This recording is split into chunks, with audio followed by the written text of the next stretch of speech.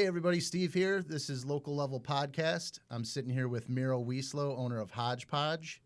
It's a moving and storage and junk removal company that services the Chicagoland area. You can find more information about HodgePodge at gohodgepodge.com. And he's a friend and a partner of mine for PodRiver Media Network, the production company that does this podcast. As you can see on his shirt, he's the host of Boss to Boss podcast. Yes, the one and only. So check that out. You can check out podriver.com for all the podcasts that we have. But I appreciate you coming on, man. Oh, of course. It's a pleasure. Recently updated podriver.com. That's right. All right. That's right. It's looking very fresh, very exciting. There's a lot going on over there. Yeah. And you can find a link there to Boss. But today we're focusing on Local level. And we got really good feedback on the last episode with Mike Reppy of Rep's Place in Rolling Meadows. So thanks for tuning in. We're going to be doing this show every week. And we have a lot of new guests lined up, so definitely stay tuned for that. We'll be releasing them at the end of the week, every week from now on. But so Miro, yes, let's talk about HodgePodge. Can you tell everybody a little bit about what you do and what HodgePodge is? Yeah. First of all, backtrack and just like sitting here with an interview with you, it's bringing me back to like what was it, a year and a half ago when we started? Yeah, about a year and a half ago.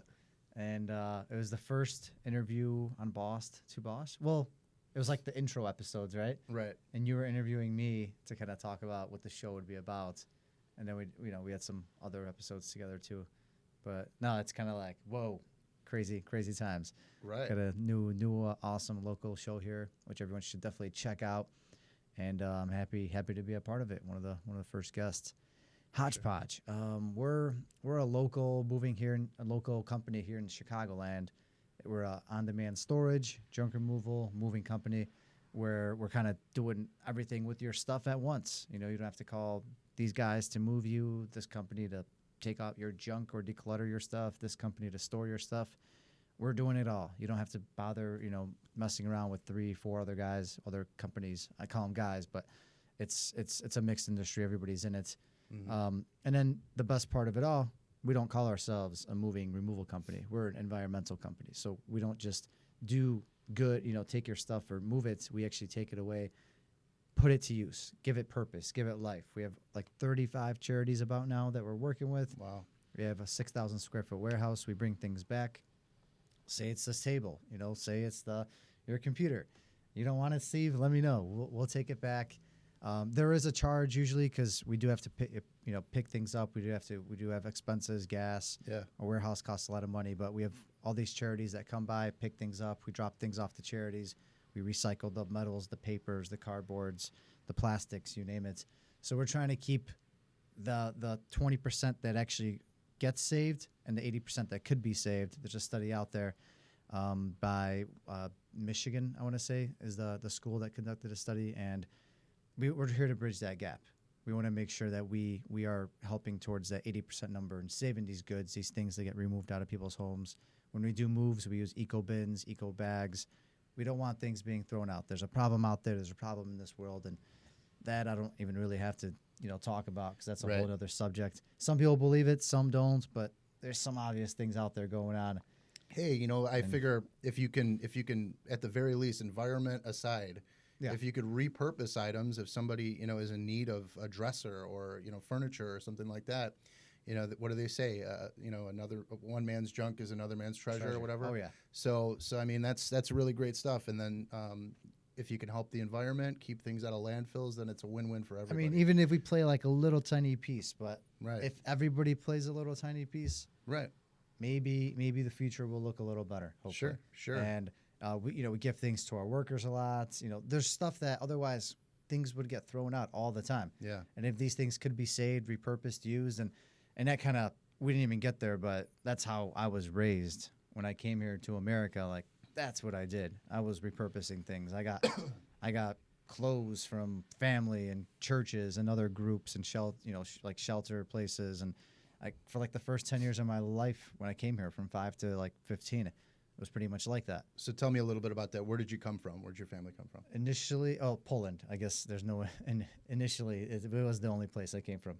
Yeah. Yes, Okay. Poland. And That is the correct answer. So what age was it where you came? 5. I came. So I vaguely recall. I don't have crazy details. I just recall coming here and seeing all these lights. I was from a farm town. I just remember pigs and sheep and cows and being taught how to milk a cow. Like that's all I remember. And then coming here, I see all these lights and Culture shock. Yeah, it was big time. Big time. Yeah. I was like, but I quickly got accustomed to it. Once you come to America, you have no other choice but to get accustomed to it and Sure. used to it. But it was definitely a shock, and we didn't have much. We pretty much gave up everything to come here, so it was starting all over again for my parents, and this essentially, that rubbed off on me. So how did that work? Because for you when you were 5, it's a lot easier when you're 5. Yeah. But for your parents, did they come together, or did your dad come first and then come get you, or how did that work? Yeah, same time. Everybody came same time. So for me, I guess it wasn't too much of a struggle because I don't remember what I had to do when I was 5 years old. I just remember focusing on going to school and trying to learn English and playing sports. So what did your parents do in Poland before they moved here? But that was the big thing. I saw it though through them. So that's how it started making more sense as I got older. My mom went to school and she was a teacher, and then my dad was a mechanic, car mechanic. And then when it got here, they couldn't really do those things. It's not so easy to just come to another country and be a teacher. She had to start out cleaning houses, and that's what she does to this day. She kind of made a business out of it, and at first, she got to where she got to, and it turned out great, and she loved it. Not many people could say they love doing that, but that's what she was doing day in, day out. And he couldn't really make it here as a mechanic. It was too hard. He was a mechanic over there. Yeah, he tried to do it here, but just not enough pay to be able to sustain us, because he was pretty much bringing in most of the money. Cleaning didn't do much. It was more like food money, right? Back then, especially. So he had to get a job at a cold storage warehouse, which actually is there to this day too. Oh wow! Talk about a lot of changes happening, right? Not many, not many. But he's almost done. He's going to retire soon. He's waiting to hit his 30-year mark. Wow. And yeah, but it was definitely a struggle. I just recall them crying, fighting, and nights of no sleep because we barely had enough. I remember living in my grandparents' apartment. So there was our whole family in a 2-bedroom apartment with my grandparents. Wow. And then my dad's brother came in there too. I mean, jeez, that's a tight fit, huh? It was tight. And I think he slept on the couch. We had a bedroom. My grandparents had a bedroom. 4 of us slept on the same bed. Wow. My sister, my mom, my dad. So that was life for a little while. But it was, would you say it was better than the opportunities that you had? Obviously, it was rough in the beginning, but is it better? Are you better off? Would you say that everybody's better off being here than over there? Yeah. I mean, it took some time, but they were just so committed to getting things, I guess, good. The American dream that was promised. They were so committed to get there no matter what. Mm-hmm. But I just saw what kind of toll it took on them. I could see my dad has got body problems now because he's been working in this storage factory kind of his whole life, day in, day out. My mom too, she's having problems with joints and stuff already now, and she's only about 50, from cleaning day in, day out. So the effects, the problems are coming in now, I feel like, but they were willing to do it no matter what, and we definitely made the best of it. They saved. There's no way we would have gotten what we have now, where we got to, staying in Poland.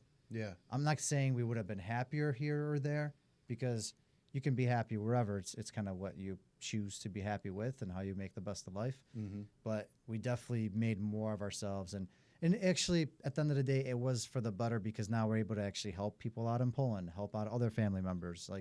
You get it early on and then you return it. Yeah. Well, that's great. I mean, there's a lot of people that don't realize how difficult it is for immigrants, immigration and all that stuff coming over and finding the American dream. I think people nowadays are a little bit, definitely a lot of bit spoiled.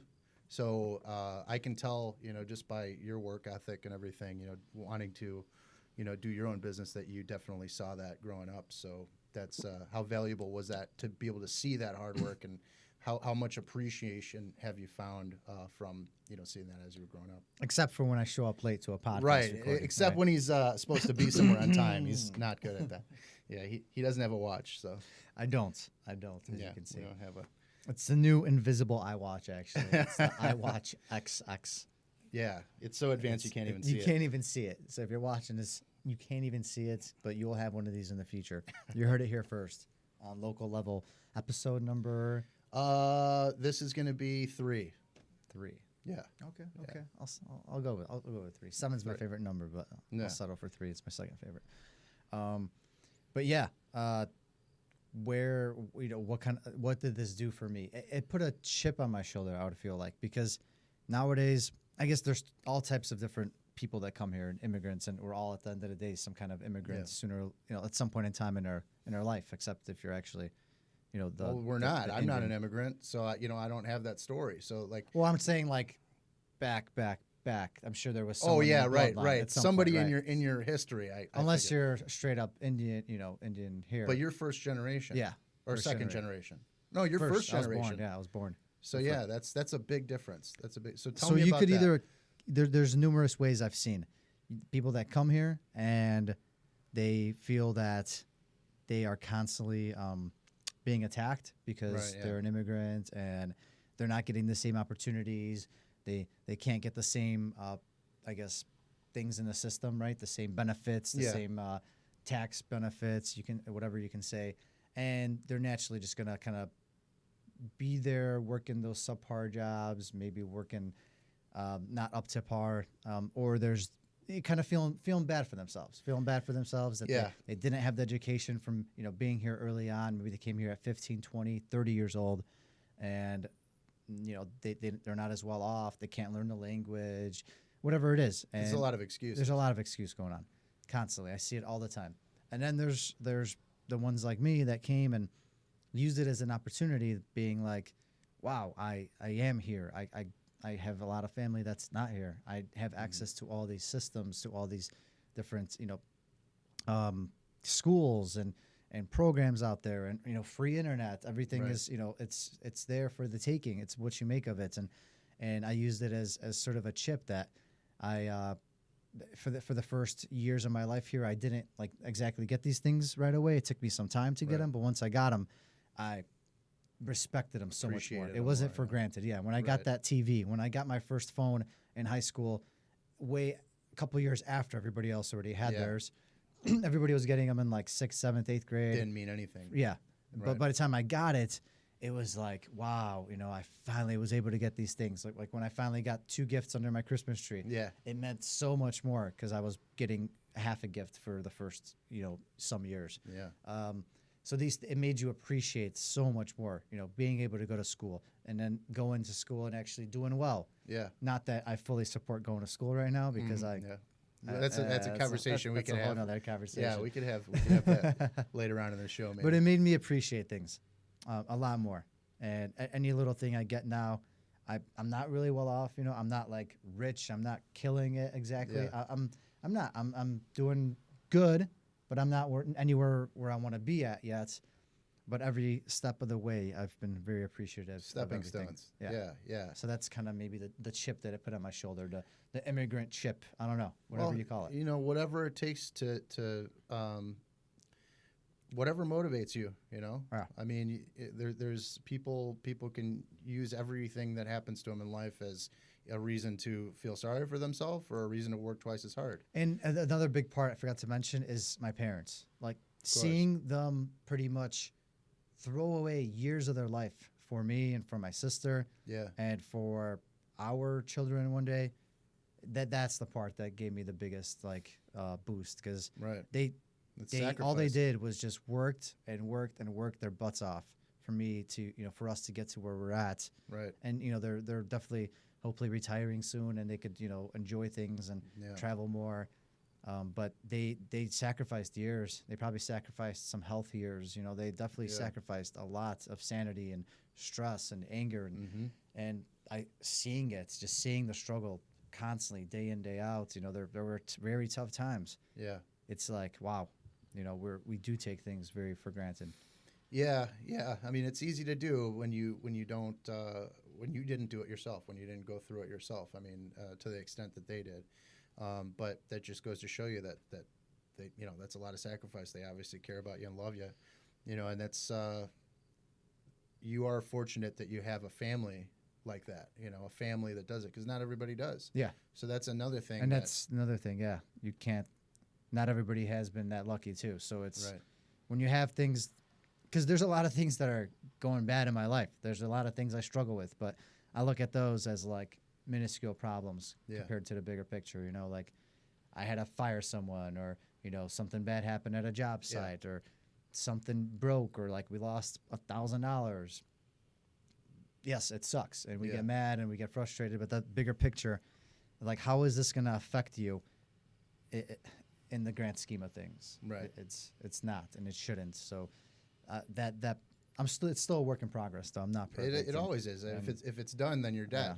Yeah. Right. Yeah. So if it's done, then you're dead. Yeah. Right. Good way to put it. But may I ask, off topic, why is that toilet paper there on our table? Oh, because when Nick uses the studio, he gets sniffly. Oh, okay. So I always bring this in for him, so he's not touching everything, and he's not like. You can't see it here on camera, but it is so throwing me off. Yeah, there's a roll of toilet paper on there. I want to make eye contact with you. I want to see us on the screen, and then just naturally, I keep saying toilet paper. And hey man, you want me to move it? No. I'll move it. Here's the toilet paper. Yes, it's real. It does exist. It's out of the way. All right. No, this is anything good. for the guest.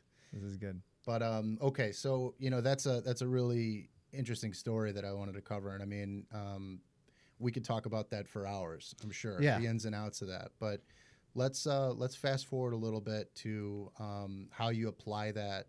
Well, okay, so what we'll talk about first is that transition, because you obviously have a lot of work ethic in your family, where they work hard, just bust it constantly.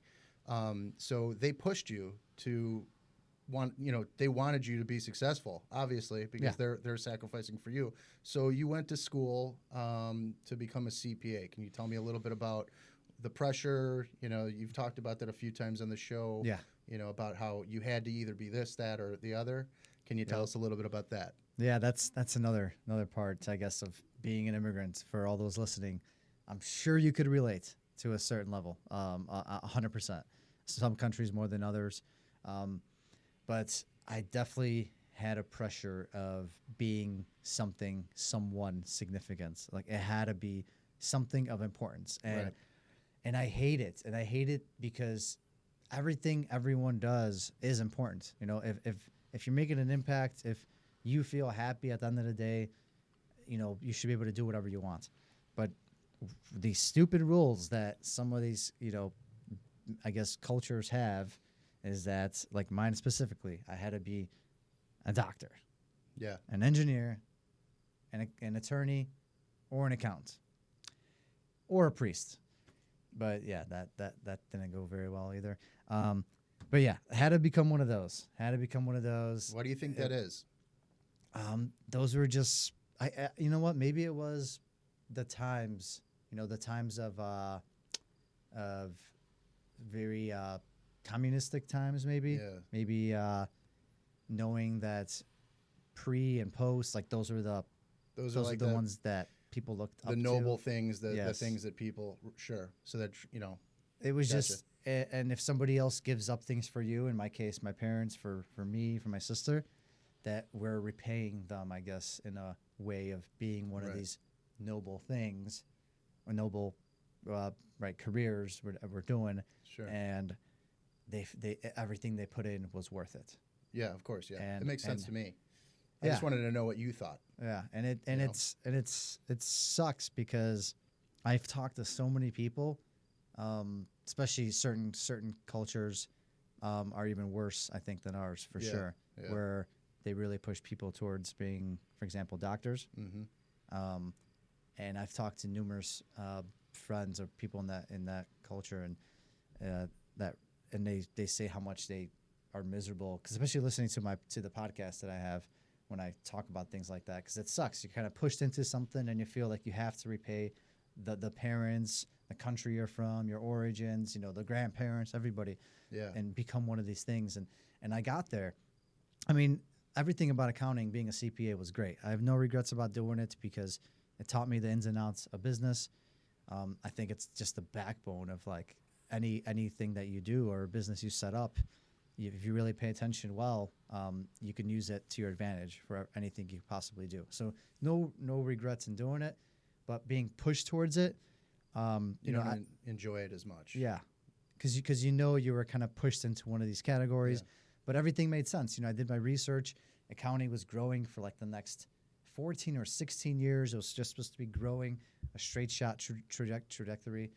That's my immigrant in me coming out right that's there. Okay. My trajectory, or what? Yeah, that's fine. I give up. I know what you mean. Once in a while, I can't say something, and there it is, prime example. But it looked great. Like, it was on paper. It was awesome. It came easy to me. I'm like, hell yeah, let's do it. And I did it. I started. It was it was something new to me too at first, so it was fresh. I started a new career, new job, big boy job. Was that your first choice, accounting, or were there other things finance. before that?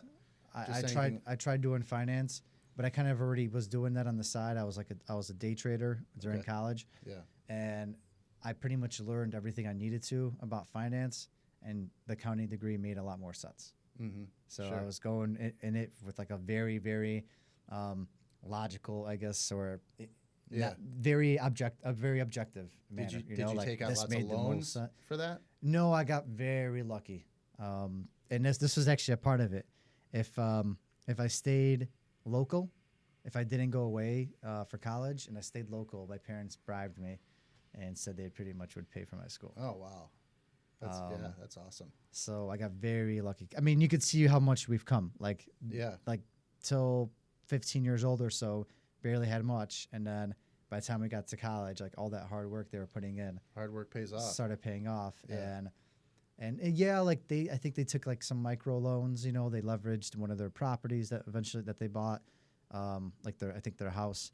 But that's a big deal. I walked out with no debt. So that was huge. Well, it's great. So another reason I felt compelled to do very well and do one of these top things. Yeah, right? Like at that point, there's no reason not to. No reason not to, yeah. Yeah. But I got into it, started doing it. It was great. It was like being in a new relationship at first. Your new job, new office, new people. It was great. Big paychecks. It was good. First year was good. Second year was so. Third year, boom, hit a wall. Huge wall. I started becoming pretty miserable. I was like, why did I get myself into this? Let's back up for a second. So from the time that you graduated, how long did it take you to get a job? How did that process go? Pretty instant, I think, within half a year. Wow. I did my CPA exam, passed all four parts within the 6 months after I graduated, just because while I was fresh in my head. Otherwise, what most people do, they'll like start doing work, and then they'll kind of neglect it, and the next thing you know, they can't pass it because it's like not fresh anymore, or it takes some years to pass it. So I passed it first, got a job right away. And that's kind of where that part went. Okay. I did have during that time, I was still working. I was like day trading. I was playing music. Yeah, you were DJing. Yeah, DJing, trying to make music.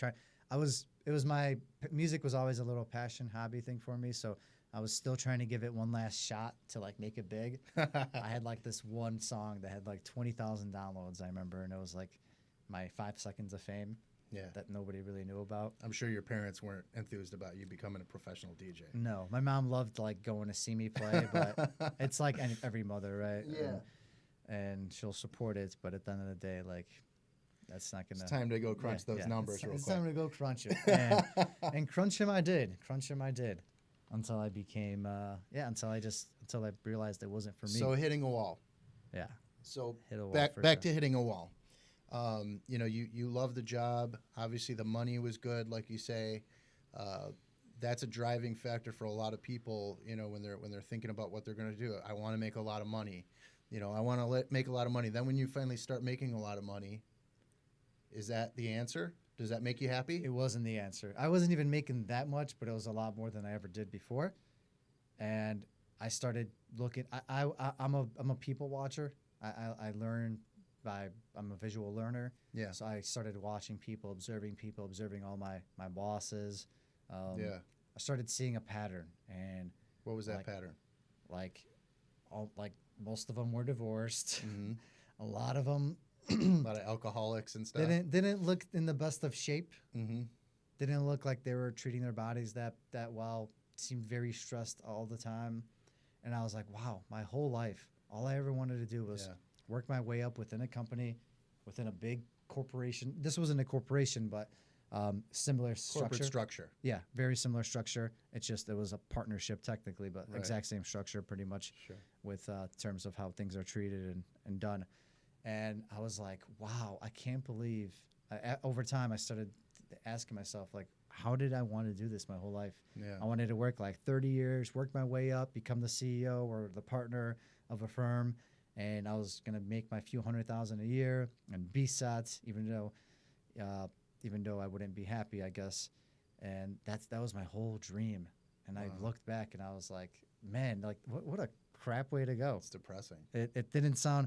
Once I started seeing all these people that did it, and none of them really ever sounded too happy. Like I always kind of picked their brain. We had our company parties. We talked, try to make some more chit chat, try to find out more about their life.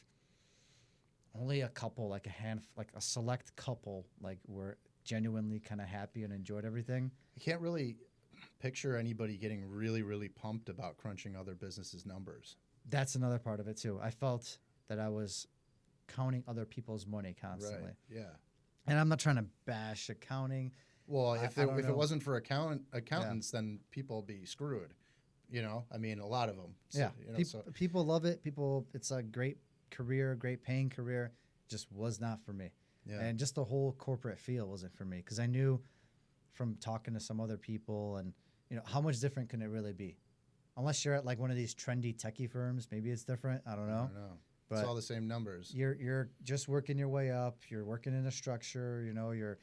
You're in a hierarchy. Usually, even though they say you're not, you still kind of technically are. Yeah. You got a boss.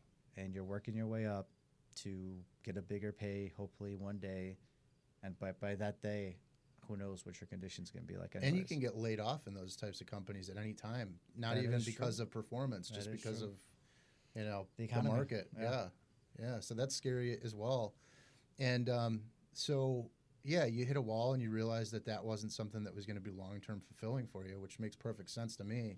I mean, we've talked about this before, but for the audience, tell us a little bit about the time when you decided, okay, man, I'm just going to risk it all.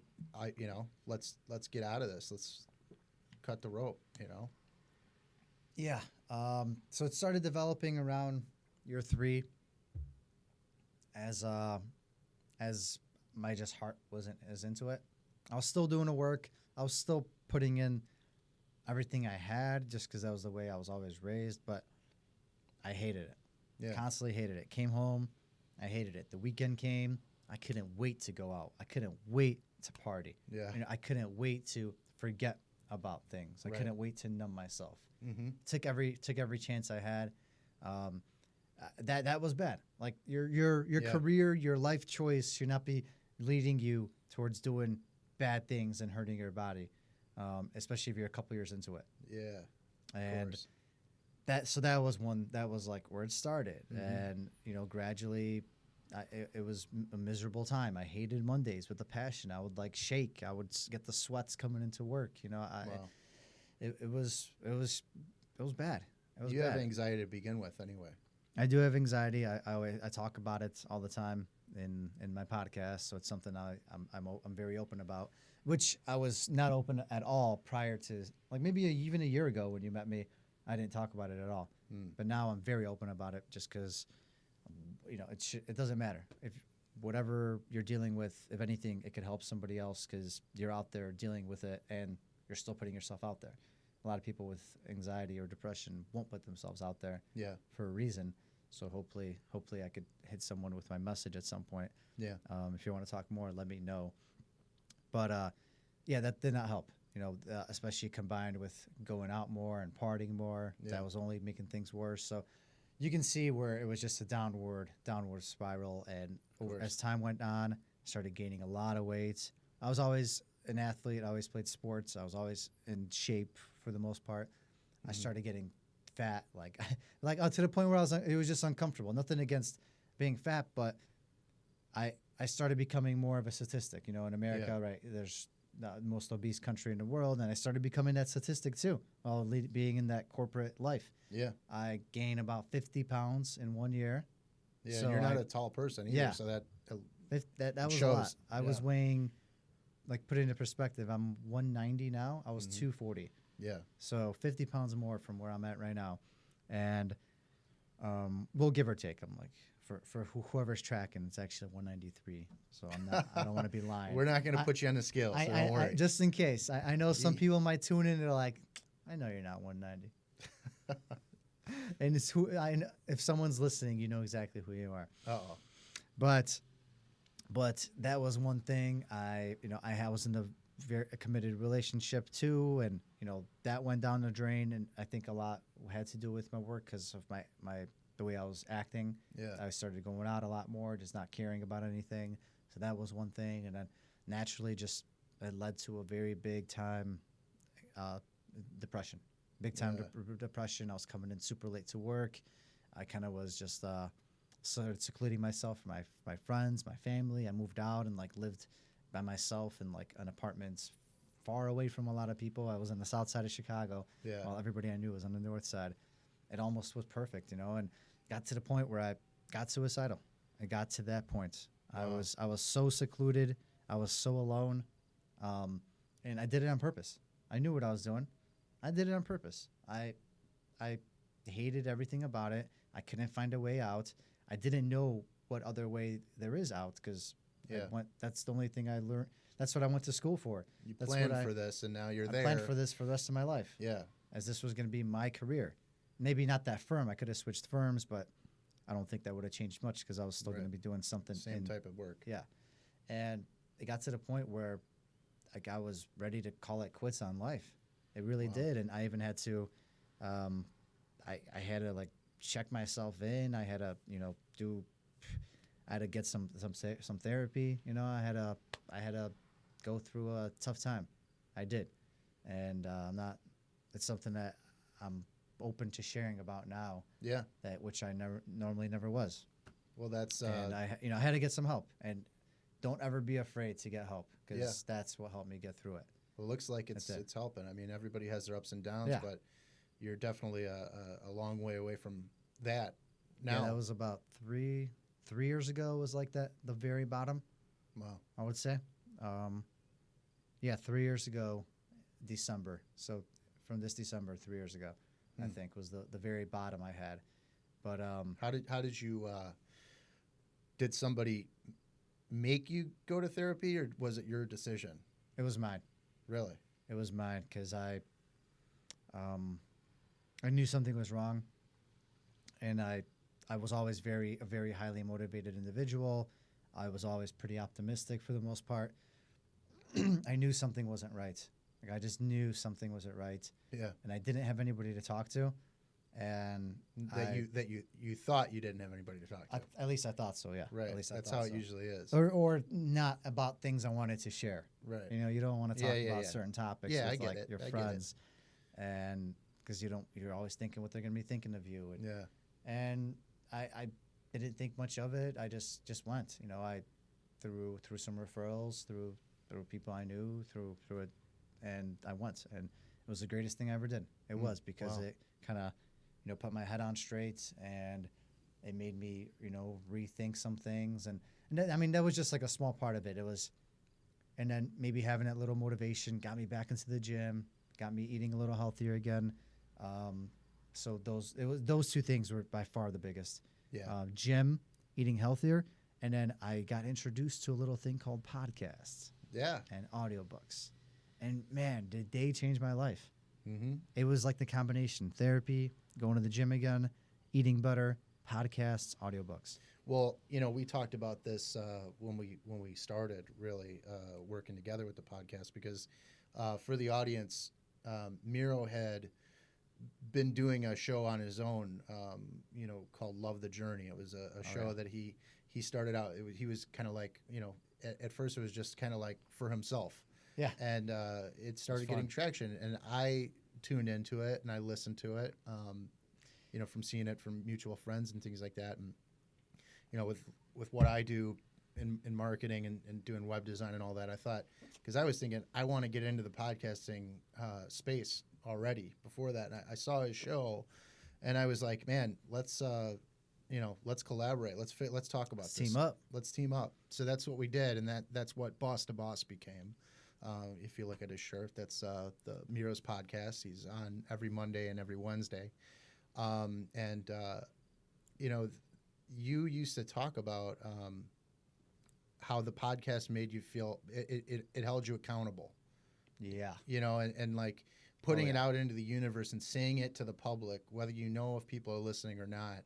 That it's just out there, and if there's one person that heard it, then you're being held accountable. So you can't. There's not. It's public. Right. It's public. So podcasts are public. Putting it out there, and I feel the same way. When you put it out there, it makes you. You don't want to like be caught saying something and not following through. Yeah, I mean, then your whole then everything about you is put it on jeopardy. Because then. Are you a fraud? Are you just saying all these things and then not doing any of it? Right. Or at least trying. There's always efforts. You can always try, and you fail. Sure. There's nothing wrong with that. Yeah, there's nothing wrong with trying. But yeah, it was nothing like having to find out from people that they heard about your podcast. Yeah. I just kind of did it to get heard. I was trying, as I started getting better, I was still working this whole time. I took a break, where my downfall was during a winter break, sort of. I had a few weeks off that I planned. This was all planned. It was all premeditated, and it's crazy how life kind of works. And as I started listening to podcasts, as I got introduced to them, specifically Gary Vee, Grant Cardone, those are the Ty Lopez. Those are some of the big names that everybody knows about that I kind of got introduced to, and some others along the way. They started getting me motivated, and then as I did my own towards the end, right before I quit the workforce, I was documenting kind of, you can do this with your life and that, and I was using it as an excuse to motivate one of my colleagues to come into work because we were working on a crappy project. But really it was for you. Really it was for me, yeah. You're right. That's a good way to put it, because at the end of the day, I recorded an episode the morning before I quit. Tell me about that a little bit. So as you'll know, and if you ever listen to my podcast, you might know, it was very amateur. I recorded it, on a headset, recorded it on my phone. I wasn't using a professional mic. Yeah. Until closer to the end. I started to at the end. But the last podcast before I quit, I recorded it on the way to work, and I recorded it actually outside of the office, downstairs. Wow. I did a 20-minute or 15-minute quick podcast and talked about my feelings and what was going through my mind, and that I'm really going to do this. I'm finally going to quit the career of, what I set myself out to do since the very beginning, and all these people I'm going to be letting down. My family, I don't know how they're going to react. I don't know what's going to happen. Wow. I recorded all this, and then I finally get to the office. And, podcasts, they notify people that subscribe right away when they post. Wow, so you were in. There was no turning back from that. There was no turning back. Wow. And I get there in the main office, and I get there. I don't do it right away. I think I go and, make myself comfortable first, maybe get my tea going, all that stuff. Wow. Walk around, do my rounds. I see that the main head boss is not there. Oh, no. Jeez, Can that's you imagine? crazy. And one of the other partners goes at me. He's like, Miro, come to my office right now. We got to talk. Wow. I'm like, oh, snaps. Can you imagine what was going on through my mind? I'm like, I hope you're going to tell us. Yeah. So I'm sitting there. My heart starts racing so much. I'm like, wow, I didn't even do it yet. Could they like fire me now for this? So when I saw one of my friends, one of my colleagues, he like looked at me and he like smiled at me, and I was like, oh no, man. like They word is know. out, word is out, Yeah. word is out. So a lot of the people in the office started listening to the podcast. A lot Mhm. of people, because I was the only one that ever did such a thing. Like, Did no you one- bash the company at all? No, that's Okay, the good. one thing I wouldn't Good. do is bash the company. Because that would have been something you I could would get not. fired for. No, I would. I talked about the other side, and I talked about other things and other things you could be doing, and just becoming motivated in life, I guess. But I didn't ever say anything bad. I actually Good. said a lot of very nice things because they treated me very well. Good. But I So did what say I happened? was going to do it. So what happened? So I walk in, and he goes like, Miro, what's this rumor I'm hearing of you might be quitting or something? And I'm like, my heart is racing. It's like my heart just dropped, and I'm like, oh no, like where did you hear this? I'm like, I swear I didn't really tell anybody yet. Like, I've mentioned things like, I might be looking elsewhere, but and people always are looking at other options out there. I never said I was gonna do it. And he's like, yeah, I kind of overheard a convo. He didn't tell me where he heard it from, Right. but They never do. he wouldn't. And I was just like, and at that point I was committed. I was like, Now it's done. okay, please don't tell anybody. Like, this should have never got out anywhere. I got to go to him right now. And he wasn't there. So I like wrote him a letter, and then I told all the other main bosses that day, because I was already committed. I couldn't get out of it. Right. He wasn't there. I wrote him a quick, I had a letter to hand him. I was very professional about it. I wrote out a letter. I was going to hand it to him. So I still handed it to him when I saw him like a day or two later. Did you have the But- letter ready when you recorded the podcast? Yes, I had the letter with Oh, me. wow. Okay. So you had been, how long were you, when did you write the letter? Like The night before? the night or two days before. Yeah. I So think this 2 days was like a done deal in your mind already. It was a done deal, but not but in it a way, wasn't. not that way though. not that way. And it wasn't, because I was so scared to do it. Yeah. You don't. It's so hard to leave something that you put everything towards Now, becoming and doing. Let me ask you a question. Now, So if you hadn't recorded that podcast and that situation didn't happen where it got out, do you think you would have done it that day, or you would have maybe chickened out or whatever? Do you think things would have been different had you not recorded that podcast and made it happen? I never really thought about it too much, because so much has happened since. I haven't had enough time to reflect on that part. Well, that's why you're here. Oh, I'm glad you asked me that. Honestly, I think I would have chickened out, Yeah. because he wasn't there, and then that was going to give me another day or two just to reconfirm things, just to kind of like make sure. It would have been like, oh, this is a sign. He's not here yet. I want Wow. to be very professional about it, so I would have waited an extra day or two. I think it was like a few days. He turned out he was like out of town for like 2 or 3 days. Wow. So I like emailed him and called him that same day, because at that point I wanted to make sure he knew, just because he was the head guy. Yeah, and so it wasn't oversaw like everybody. secondhand knowledge. Yeah. Yeah. The last thing I wanted is word to get up to him that like I was quitting. Publicly, Yeah, that would have been the worst thing. that'd have been bad.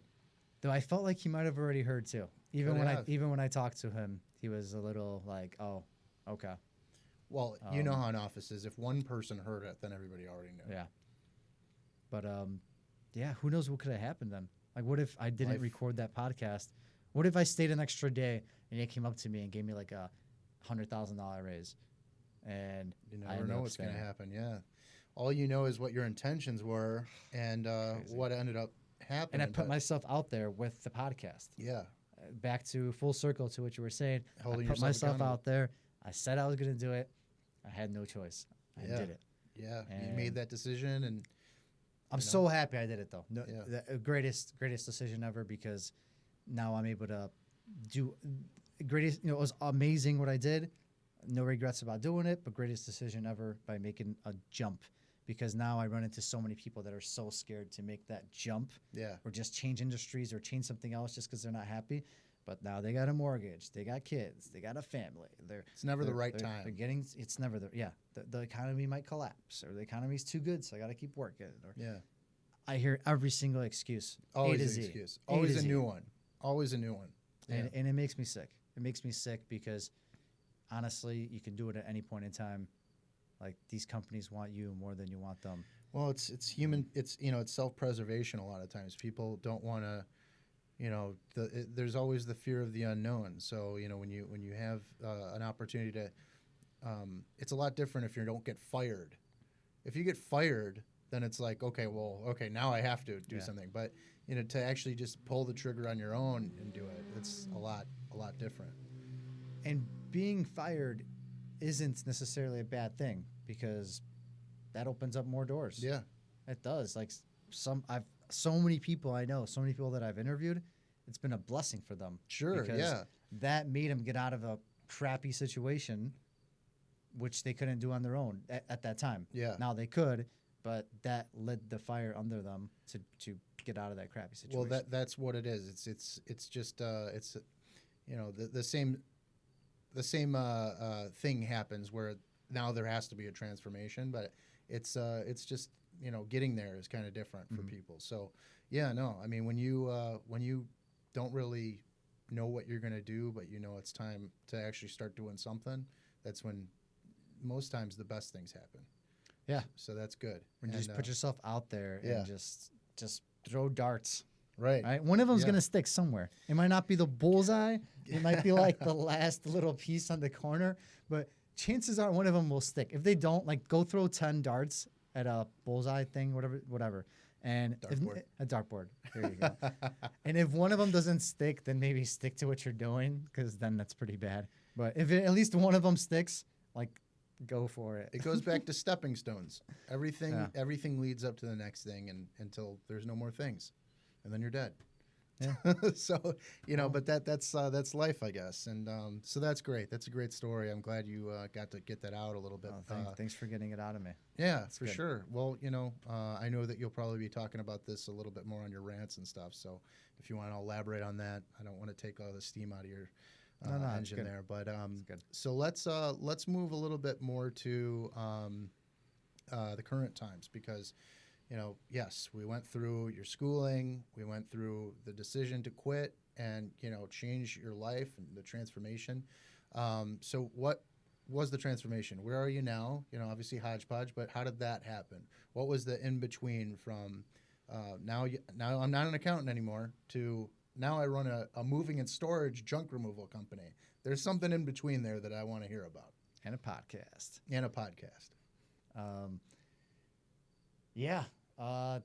There was definitely a transition period. It was nothing like waking up in the morning and being like, where do I go? Yeah. Where do I go? Where's my office?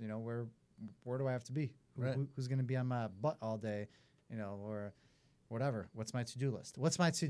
That was the big one. Yeah, that's scary. What's my to-do list? Right. And you got to make your own. Yeah. You got to figure it out. Like I probably could have done more research before I jumped into it, but the person I am, I just sort of have to jump and learn on the way because meaning HodgePodge jumping into this business. Yeah, like I could have probably done more research about how to actually start up a company.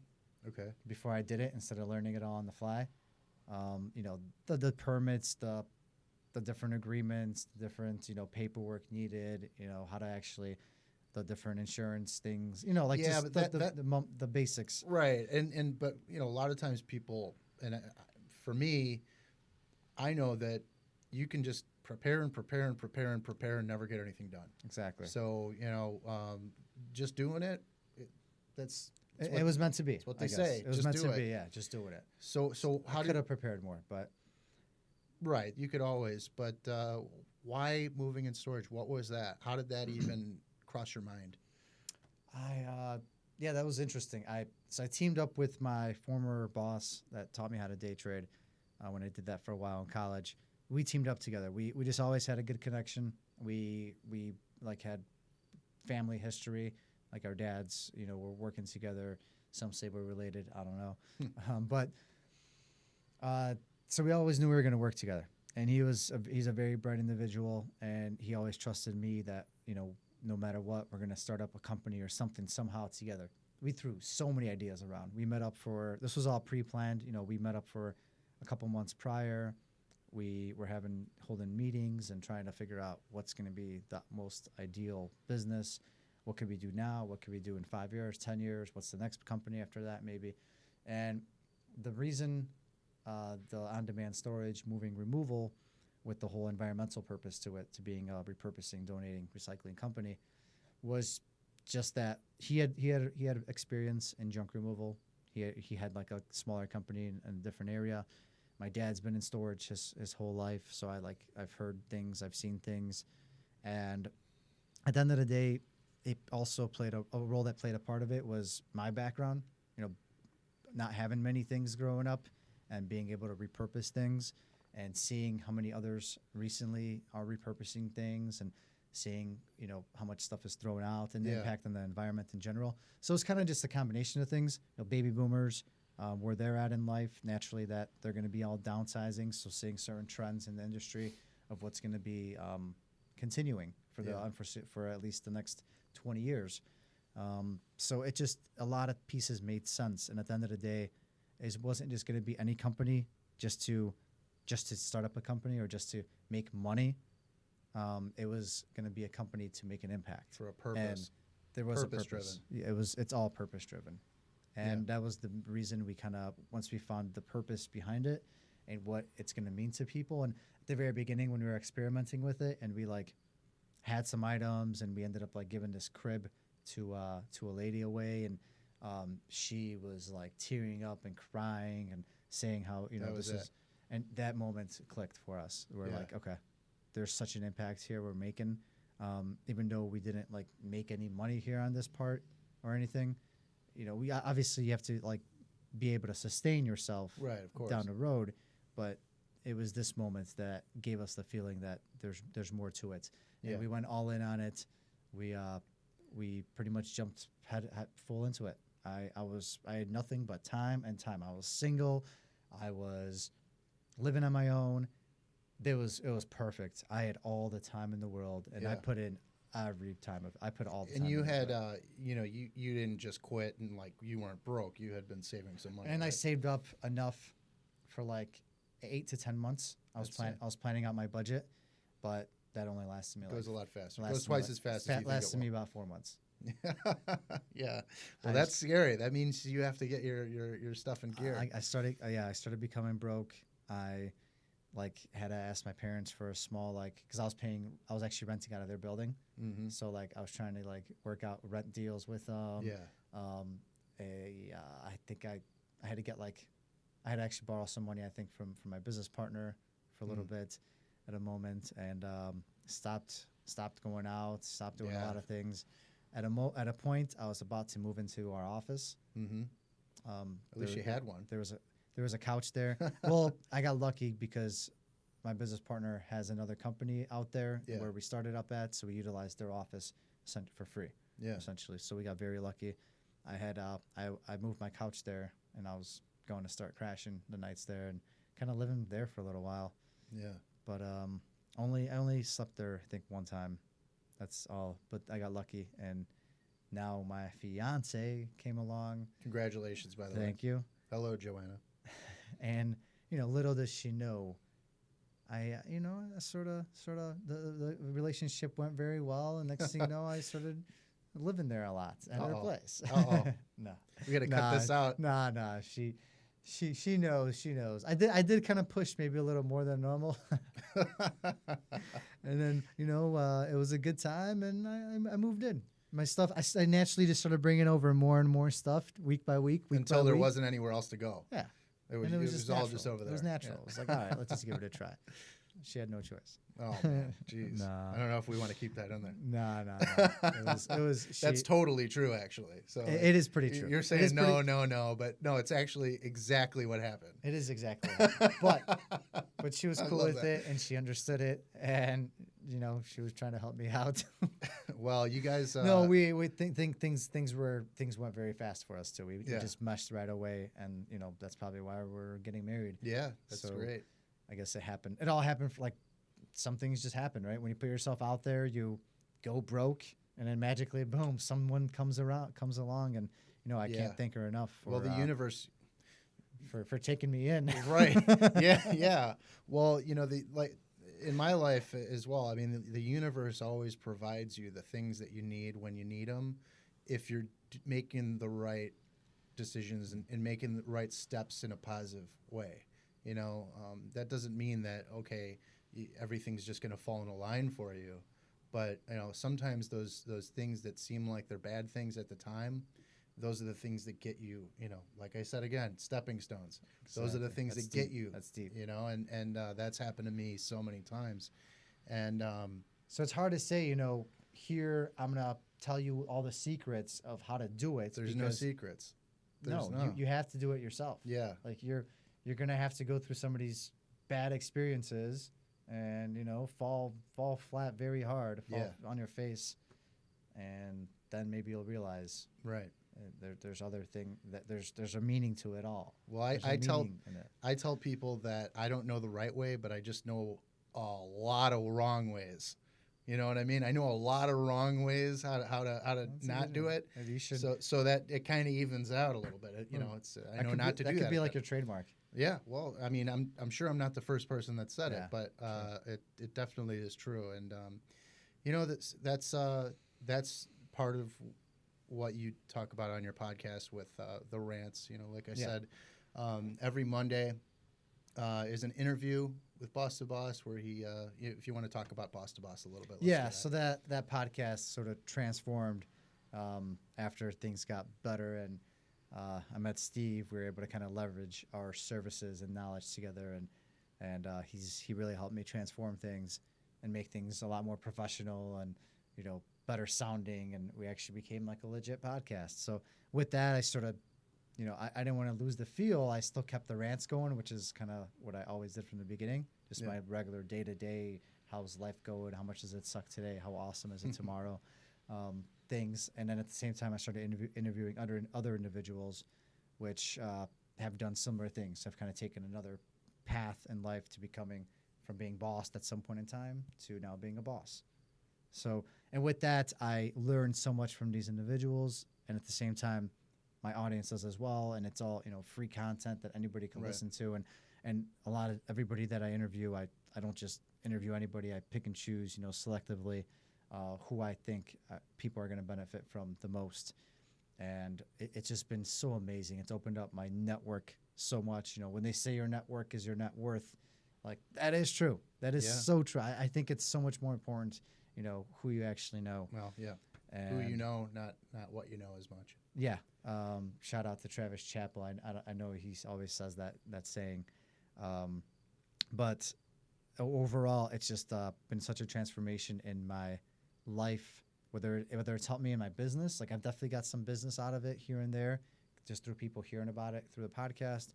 And then, but most importantly, it's more like intellectual growth, more like a personal growth. Yeah. Because I'm putting myself out there, I'm keeping myself accountable if I'm doing things or not doing them, and if I don't, I'm explaining it because there's always some. I mean, we have a ton of downloads. We have a lot of subscribers. Yeah. So there's someone out there who's constantly listening. There's what was 15K did we hit this month? We had like 17,000 or whatever 17,000 downloads. Yeah. So Last month. Thank you to every single one of you for listening. That's amazing. Yeah. I don't even know what else to say. I need to send a thank you card to all of you. So send me all your addresses, please. Yeah. Well, I mean, we do this. Obviously, like if you're in a plane and the masks go down, they say, take care of yourself first before you can, take care of somebody else. So, the podcast is a way we do it for us, and the audience is here watching us do it for us. Yeah. And seeing it, and that's when it's genuine. It's genuine because it's actually happening. You're not doing it just to, you know what I mean? I'm not just trying to pump out content. Right. We're doing actual good stuff, good content, talking about real things, holding myself accountable at the same time. There's a meaning to it. Yeah. There's a drive, there's a passion that you could tell when you watch our episodes or hear us talking. Yeah. Not just trying to pump out episodes or pump out stuff, put things out there for no reason. Yeah. There's definitely people out there that make podcasts just to make them, and there's a lot of podcasts out there that repeat things that have been done already. Of course, And- yeah. That's the goal here is to do something that is genuine and sincere, and the idea is that if we just continually do that Yeah. consistently over time, then if we're doing it right, then more people will listen. So And it's not just about who listens. It's more, for me, it's about the connection too. It's about being able to connect to these listeners. I've had a lot of conversations with some friends now. Just recently, I was at a wedding this past weekend, and probably for like an hour, I reconnected with this lady who I haven't seen in a long time, but she listens to the podcast, Wow, and I nice. haven't seen her in like 10 years. And she's like, wow, like your podcast is something else. And she's contemplating this whole life change. wow, And we talked for like a solid hour. And like I had no idea she listens. And all I know is definitely playing an impact on her in some sort of way. And we just got to talk, reconnect again. And, maybe now we're going to keep in touch a lot more. And it was so meaningful to me. It just felt so amazing to be able to talk to her about things I feel so passionate about. of course. And hopefully there was something she got out of it. Well, I really hope so. if you guys want to tune in, like I said before, it's every Monday and Wednesday. You can visit boss.com, or the parent PodRiver.com. You'll see the links to all the shows. This show, Local Level, the Mac and Black show that we're actually on our way to go record right now, and obviously Boss to Boss. So, I definitely appreciate you, Miro, for coming on. Yeah. It's always great to talk to you in person. So, good stuff, great stuff, and we'll be talking again soon. Yeah. And for those that are listening, as you can see, I like to keep things pretty relaxed. And I like to laugh a little bit, have some fun. So does Steve. And that's what Boss to Boss is about too. I'm loose. I make sure all the guests feel loose. I don't like to be so serious and uptight about things. I just think life's too short. So I like to have some fun with it. And Steve, it's always a pleasure. This was awesome. You really got me thinking, and you got me a little emotional too, man. Got me a little emotional. This is good stuff. Local Level. Be sure to check this out. Keep listening. Thanks a lot, man.